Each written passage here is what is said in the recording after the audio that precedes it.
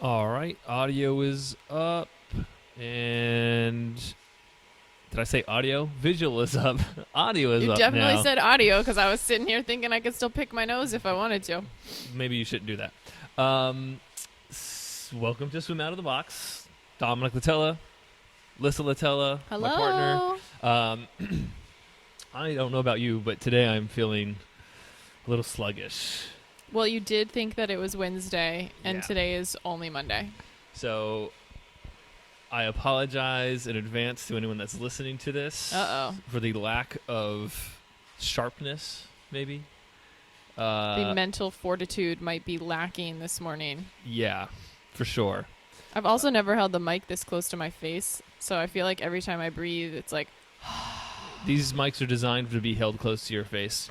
That's why we use them, and the sound quality is hard for us to manage because it's supposed to. These mics specifically are meant to not bring in a lot of background noise, and I hope they're working because we have someone swimming right now as we do the podcast. And so, you guys, he booked a 3-hour time slot to train for the English Channel. Feel pretty bad for him, though, because we cannot cool down the pool, and it's set to 90 degrees. And in case you don't know the temperature of the English Channel, it's not 90 degrees. It's No, it is much, not. much colder than that. yes. So, good luck to him. Yikes. We Better were him doing than a me. circuit in there the other day where we only swam for a minute and a half each round, and it was terrible. It was so hot. I mean, I know he's not like sprinting like we were, but still. Ugh. Right. All right. Today, we're gonna talk about. We're gonna call it. Let's talk about not pulling. Does that make sense? All Ooh. right. So we're Mainly not why pulling. we no longer use the term pull in freestyle terminology or any swim terminology, really. It should not be a word that is used because it gives your brain the wrong idea of what you should be doing, and it hurts you. Okay. Yada, yada, yada. End of podcast. Okay, bye. That was so easy. Happy Wednesday. So easy. Done. So not a pull. So when you are swimming. Also, let's define what we mean by pull. Yep. Just so you know the part of the stroke that we're referring to, and then we will refer to it in a different term henceforth moving forward. So what I've what already is- set this rule in all of my lessons. I fail every once in a while, but I don't ever refer to what's happening under the water as the pull. And by happening under the water, he means with your arm. Right. And I think it was one of the early episodes. We decided to call it the propulsive phase. And since that episode, I always try to refer to it as the propulsive phase Correct. within my lessons. Every once in a while, I have to use the word pull, just so people understand what it is I'm talking about. Right. And I think that, and if you go back, I do all of our social media and marketing. So if you go back and look at some old things from a couple of months ago, I'm sure I used the word pull. Right. Ever since we changed it, I've been very cautious and careful to make sure I only use the term propulsive phase. But even then, I can't define that every time I write it because no Right. one would follow anything. Right, and I think that's where a lot of swim talk comes from, is that it's quick to say. For the most part, it's understood. But Yeah, because you have to think that the majority of quote-unquote swim coaches are adults yelling at people on deck in a very, very loud setting. loud setting with a very short amount of time to explain something. Yep. So I think calling it a pull is sort of an easy way to describe something, but unfortunately it is describing that movement inaccurately, and words do matter. How you say something affects the way someone perceives something. Even if they don't know it. Yeah. And so that perception is what gets people kind of in situations where they're trying to understand maybe what we're talking about or maybe what their coach is talking about, but they've already built in a definition of the word pull in their mind.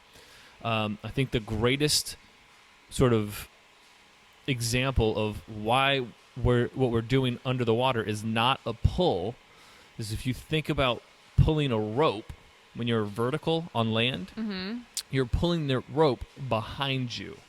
But when we're swimming, we don't pull our arms behind us. They stay on the front plane. Although it does look like that. We give Right. that to you. It does look like you're pulling. If you watch a video of underwater swimming, I guarantee you that's what it looks like. And if you had no idea and you weren't a swimmer, yeah, it looks like they're pulling. And I think there's a fine line between pulling and pushing, right? Yeah. It's more obvious of a line on land.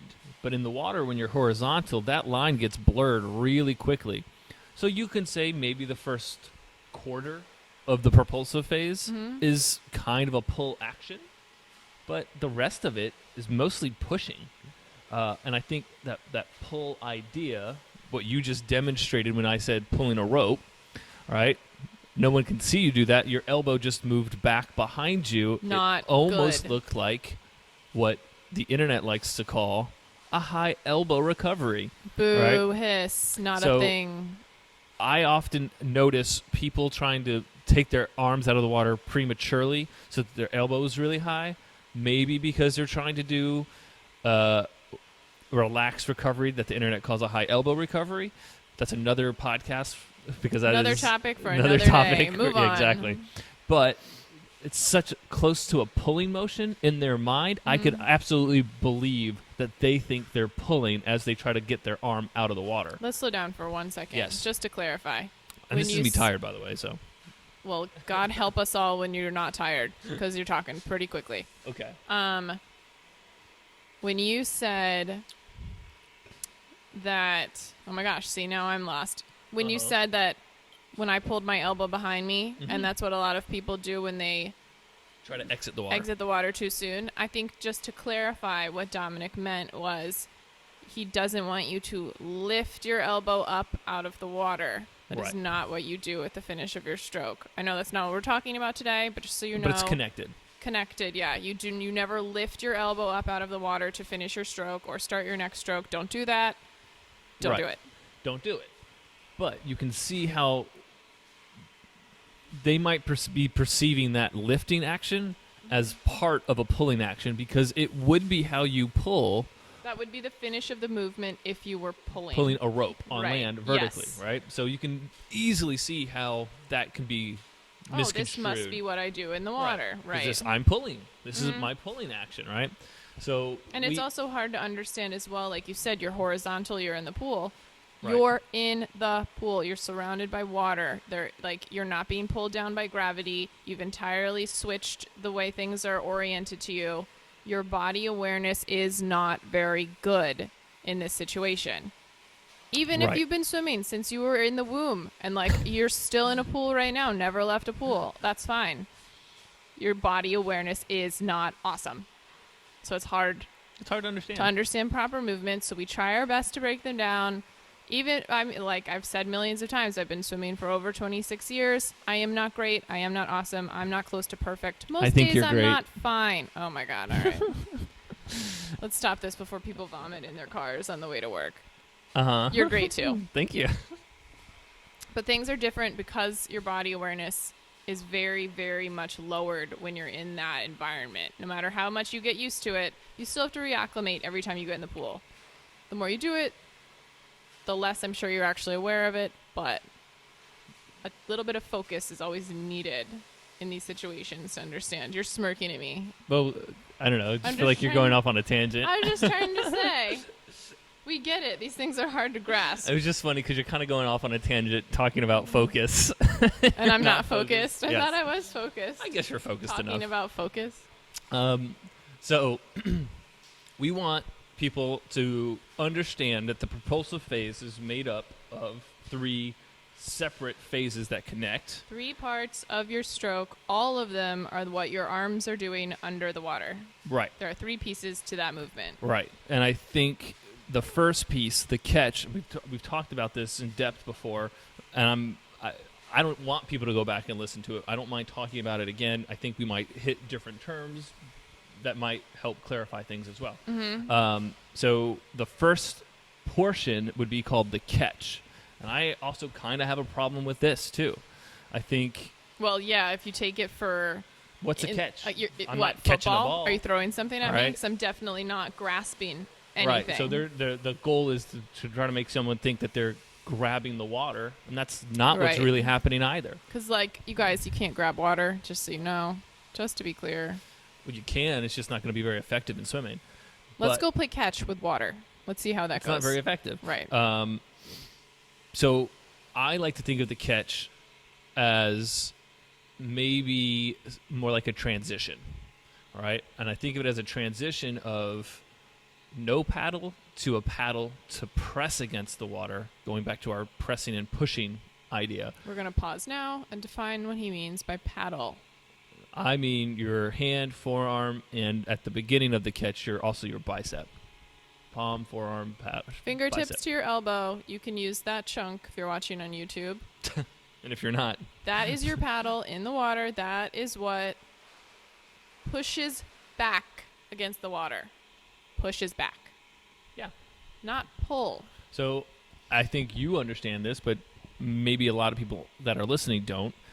The way that swimming works is you swim past your anchor point. So your anchor point would be where you set that initial transition or catch that your paddle was pressing against. Mm-hmm. Right? So if the goal is to swim past that point, you have to make sure you have created something solid enough to maintain that point for the duration of the extension of your arm. Whew, that was hard for me to even get through. English. So, Ooh. don't take your arm out of the water prematurely.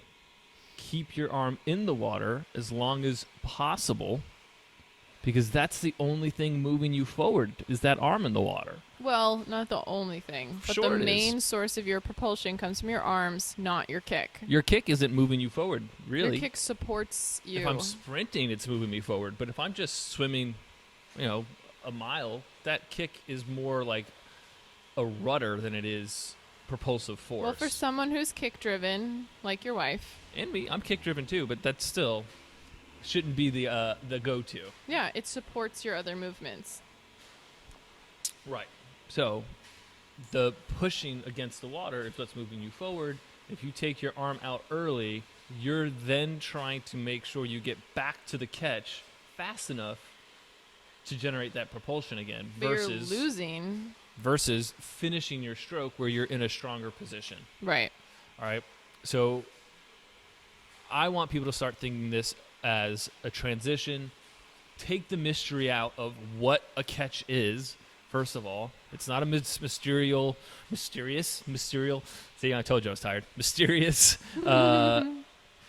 function. It's just this transition so that your palm and your forearm can be facing behind you. It's really the setup Yeah. of the power phase. Right. And I think of it as the setup to the finish as well. Meaning how you set your catch is going to affect how you can finish your stroke. The power phase connects those two, and the power phase is the second phase.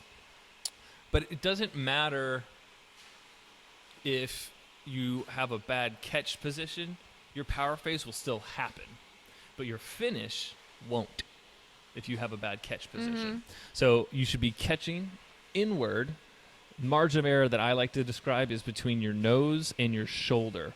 So And that's where you want your fingertips I want to my be. fingertips to point slightly inward so that my palm and my forearm are facing behind me. And once I set that catch, it's basically the goal is how little movement can I have to make this transition.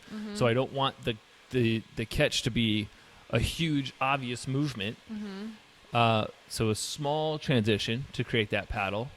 Shoulder blade's going to start to sit down or pull into your back pocket. See, I used the word pull for the shoulder blade. It glides gliding downward. down. All right. It's hard, you guys. It's hard. It's hard. It's a fine line. And that's the power phase. The shoulder blade moving downward or gliding back is the power phase. And that's what most people refer to as the pull. Just that section. Because everyone uses the term catch. They're not saying that they're not saying that. No, restart. We're not saying that the propulsive phase is the pull. We're saying the propulsive phase is made up of three parts, one of which the power phase is the portion that most people call the pull. Or most closely resembles a pulling action, Right. for sure. But the But term I would catch say is in not something general- new. It's not something bad. It's not the best. Right. But we'll still use the term catch. Right. So most often when you read the term the pull, they're referring to what we call the power phase. I don't know if that's true. Really? That's I think- everything I've ever read has I feel used like- that chunk of your stroke, and no one ever really refers to the finish as its own separate thing. Oh, people do all the time. Not coaches when you're growing up. Not coaches when you're growing up. The coaches now do, for sure. And I would say more often than not, people refer to the pull as all three phases. Like we refer to the propulsive phase covering all three phases. So they're saying the catch, the power phase, and the finish is all part of the pull. Oh, I've never heard it like that. Yeah, so that's typically what... I grew up learning the catch and the pull. Interesting. Yeah. It's all connected. Like literally every coach I've had, that's two separate things. That's why I just said everything I just That's said so that you weird. just discounted with what you said. So guys, who knows? I'm probably just here for comic relief. It's fine. No, you're pretty too. You're nice to look at. You got that going for All the people listening on iTunes are really upset right now. because they can't see you. But like, do they want to? Like, do they want to ruin the illusion and actually go look and see what I look like by going to YouTube? Probably. Because if you ruin it, you can't take that back. That's true. So, yes, in my experience, most coaches are referring to everything as the pull, Okay. right? And I refer to the propulsive phase as covering all three phases. Right. But I was So, saying that the right. power phase is Is- what I've most right. often heard of as the pull. Which makes sense. I can understand that. All three of the phases that make up the power phase. You mean the propulsive phase? Sorry, the propulsive phase. Thank you. Do generate propulsion. The catch generates Correct. the least amount of propulsion. Right, but it still sets it up properly, But- like you said right, earlier. The catch sets it up. So getting back to the catch as soon as possible Mm-hmm. is not that important. Meaning, don't take your arm out early to get back to the catch. Right. What is important is getting to the finish of the stroke and making sure that you are continuing to press or push yourself forward against the water with your hand versus just pressing towards the surface of the water or in towards somebody's body. I think this is another point that people have a hard time understanding, Yeah. is that we started teaching people how to feather out in their stroke On the finish. on the finish of their propulsive phase, and I think it throws people for a loop. They're not expecting us to tell them to push slightly away from themselves so that their palm is facing back. Well, most people don't think I'm going to swim today, and my swim instructor is going to teach me physics, which means I have to move my Which is hand away scary. from my body on my rotation in order to maintain Right, my because- paddle. I have been saying this for like the last couple of weeks now, but physics and science in general, it's not intuitive, right? Nobody No. comes out of the womb understanding physics. You have A to... lot of people don't make it through high school understanding Understanding physics, physics. exactly. I am one of them. Right. So for a lot of people, they approach swimming with like what makes sense to them, what is common sense, basically. Right. And so they think, oh, if I push back in a straight line, that's going to generate propulsion forward the most. Unfortunately, that's because not they're true. thinking what what is that? The fastest point between A and B is a straight line. Right. Not in this instance. Well, we're not trying to get to a point with our hand quickly necessarily. So it gets tricky because as somebody's rotating and their arm is attached to their body as they rotate, their arm gets drawn and pulled inward towards their body. So now their paddle is facing their body if they're not doing something to counteract that. right. In addition to that, most people, when thinking about pulling, end up pushing up towards the surface after that power phase. You mean using their paddle to push up towards the surface? Right. Right. Because they're still in the mindset of pulling, not pushing. Which only causes to push your body or propel your body downward. Downward, right. So you always travel in the opposite direction of your paddle. Mm-hmm. So your paddle has to try to always remain back. Now, with this feather out, it gives you an opportunity to continue to push yourself forward for a longer period of time, even though people's arms, to them, will feel like they're not pulling as far back. I'm using that word pulling because people always refer to it as, I'm not pulling as far back. Well, yes, you're not. But you weren't pulling yourself forward to begin with. You were pushing yourself forward to begin with. Right. So you need to be pushing yourself as far forward as you can, regardless of how short your arm might feel in the water. This is getting a little bit... This is getting very... wordy. Very. It's just hard to describe in words. No, I know. I mean, this whole thing is hard to describe in words. Why are, like, I mean, any part of swimming is hard without a visual aid to talk about. I mean, even for me. So I always use the visual aid of an ice skater. Someone that's ice skating pushes back and out. Mm-hmm. With their foot, he means, when they're gliding. So the arms of a swimmer should mimic that same or similar path, so that we can make contact or keep contact with the water longer to keep pushing myself forward longer. And another really good one, or a good concept, is racing wheelchairs, where their wheels are angled inward. It's a very similar concept in that a regular wheelchair, those wheels are straight back, and they actually lose friction because they're not making contact with the ground as long as the angled wheelchair. Does that make sense? So it's the same physics or concepts behind it. You mean like the wheelchairs in like basketball? Wheelchair basketball, racing wheelchairs, basically. Yeah, okay. Right? So if you don't know what those look like, just Google it, you'll see it. Yeah.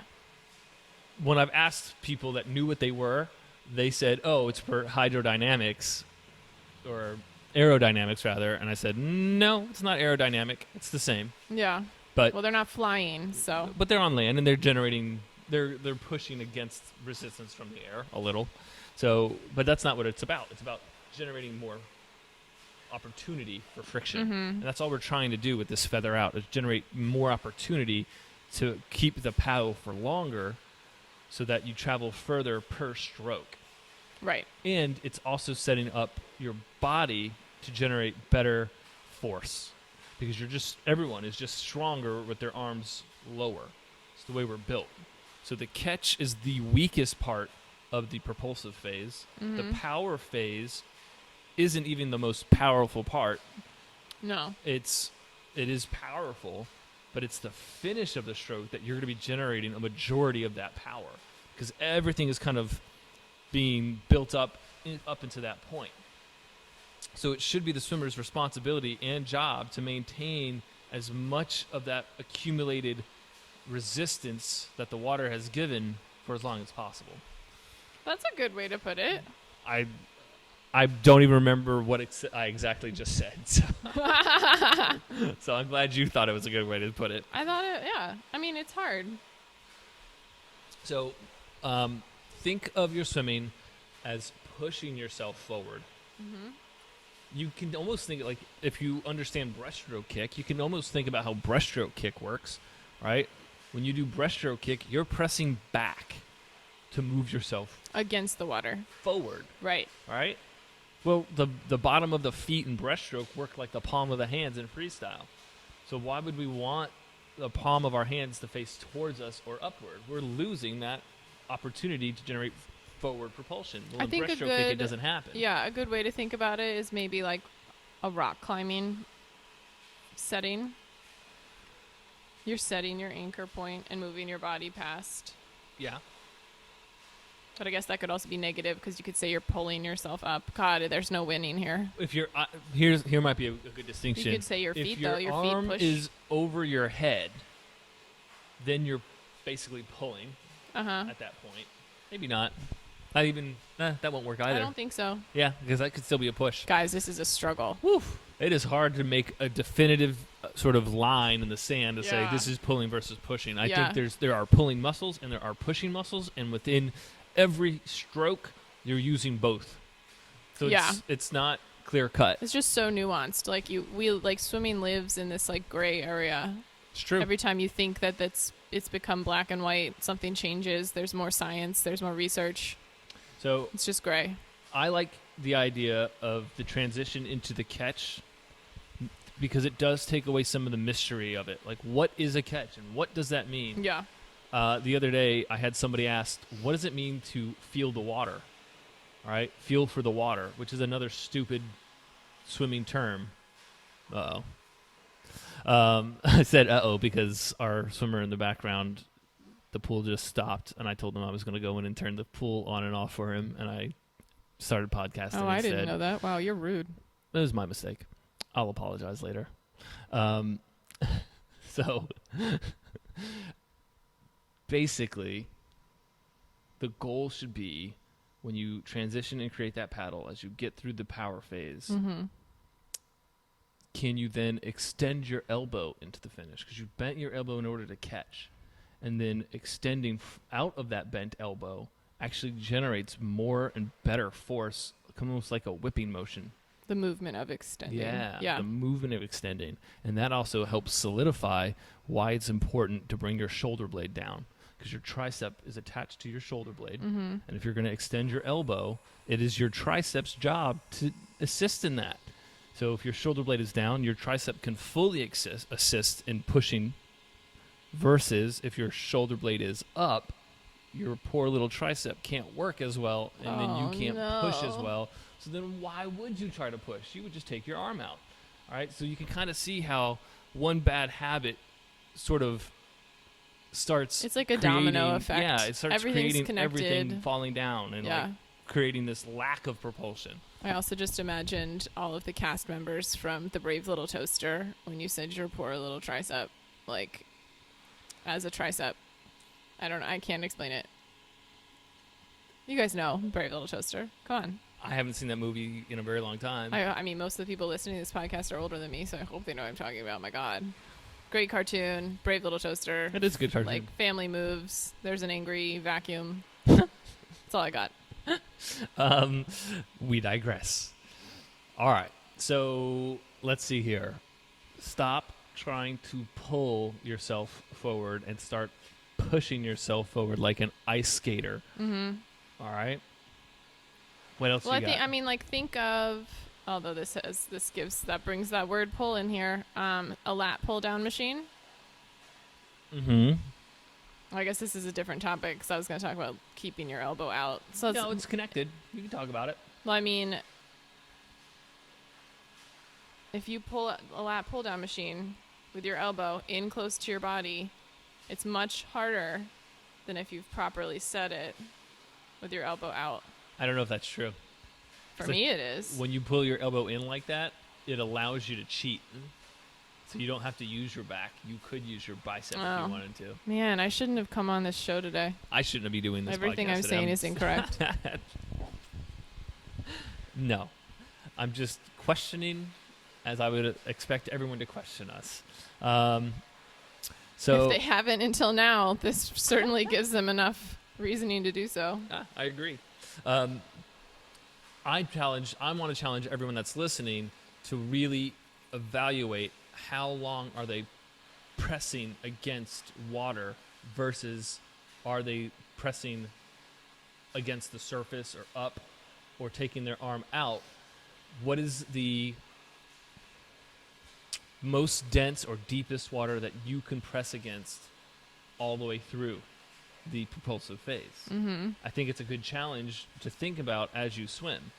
Can you force yourself to not just take your arm out of the water to avoid doing hard work? Because that's also something I get to see very frequently is people don't want to use that finish, that feathering finish, because it is harder work. Well, it's also hard when you've gotten so used to not having your hand in the water at that point of your stroke, because a lot of people don't teach you to finish properly, and so they do just lift their arm out to start again. So you think you're done. They think that they've completed their entire stroke when they haven't. It's Right. hard to learn that. Right, and that also, I think, Because I'll be swimming backstroke, and you'll tell me I'm supposed to lift my hand out at a certain point, and I'm like, I'm doing that, and you're like, no, you're not Right. even in the water anymore. Like, you have no idea Right. That's what I was saying in the beginning. Your body awareness is so shot to shit whenever you're in the water. Yeah. Like, you don't know. You think. I still don't know.